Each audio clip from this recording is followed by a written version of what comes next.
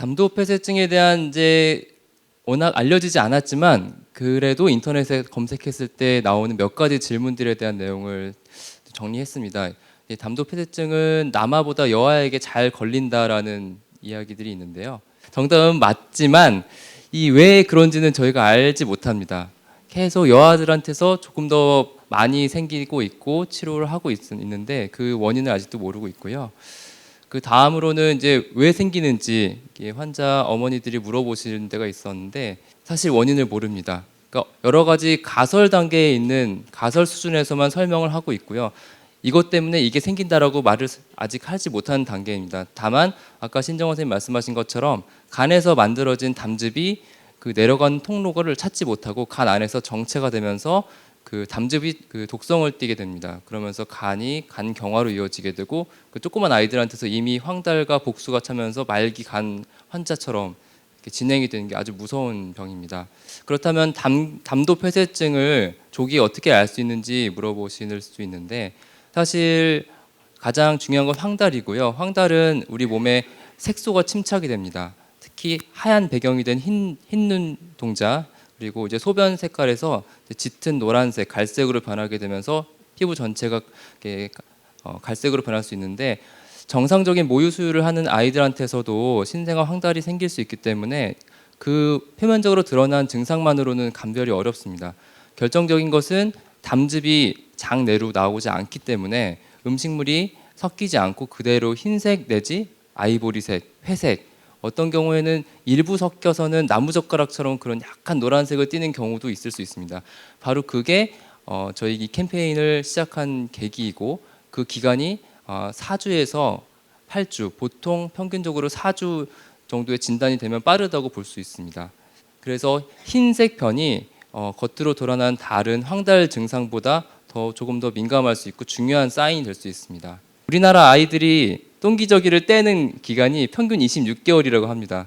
그래서 그래 26을 계산해 보자 해서 제 한 아이당 아까 신정원 선생님 말씀하셨지만 한 번에서 6번까지 볼 수 있다고 계산하면 하루 3번 정도 똥을 갈고 30일을 해보니 한 달이 되죠. 거기다가 26개월 곱했더니 제 한 아이당 2,340번 똥기저귀를 갈았어요. 물론 오줌을 합하면 더 많이 썼을 거예요. 그 세 아이를 합했더니 7,000번이 넘고요. 언제 기저귀를 떼나 그 생각만 하시게 될 텐데 그러나 그러기 전에 아이가 태어나서 딱 한 달 4주 동안 똥기저귀 5초만 바라봐 달라는 그 한 가지 메시지를 전하기 위해 나왔습니다. 제가 외과 하기 전에 의대생 때도 그렇고 이렇게 똥이 중요한 내용인지 중요한 정보를 준지 몰랐어요.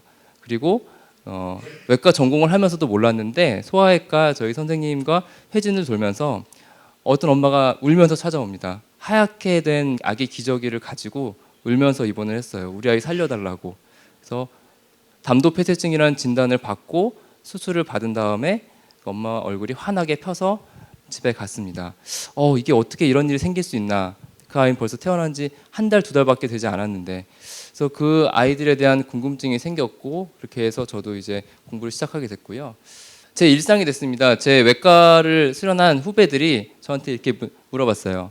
저 둘째 이제 출산한 지 열흘 됐습니다. 저 맨날 똥 색깔 보잖아요. 하하하. 초반에 회색이라 덜덜덜했어요. 그래서 항상 집에 가 똥 얘기, 병원에서 똥 얘기합니다. 집에 가서도 아직도 첫째가 똥을 싸면은 초등학생인데 변기 물 안 내리고 저한테 똥 봐달라고 얘기를 해요. 공부 잘했니?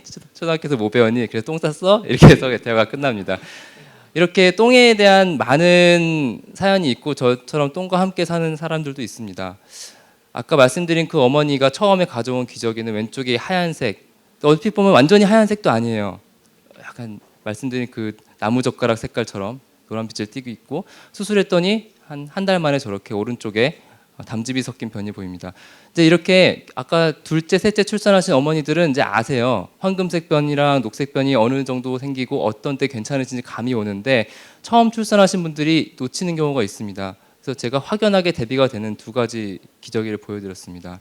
1950년대 이전에는 아이가 갑자기 황달이 생기고 복수가 차서 배가 불러오고 병원에 와서 소아외과 의사가 배를 열었는데 담도 폐쇄증입니다. 그럼 수술을 안 하고 배를 닫았어요.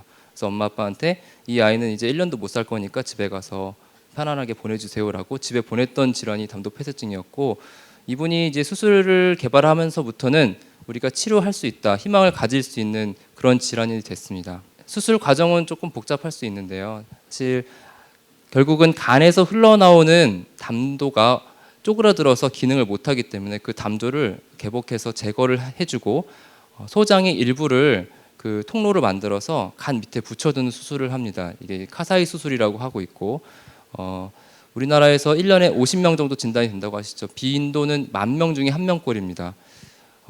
이 수술을 받고 나서 회복하는 경우가 많이 있고 또 이제 회복이 정 안 되는 경우는 심지어는 간이식까지 가는 경우도 있고 잘 안 됐지만 이제 생명을 이어나가지 못하는 경우도 있습니다. 그러나 한 가지 아무리 의학 기술이 발달하고 수술 기법이 발전을 한다고 해도 조기 진단만큼 좋은 것은 없어요.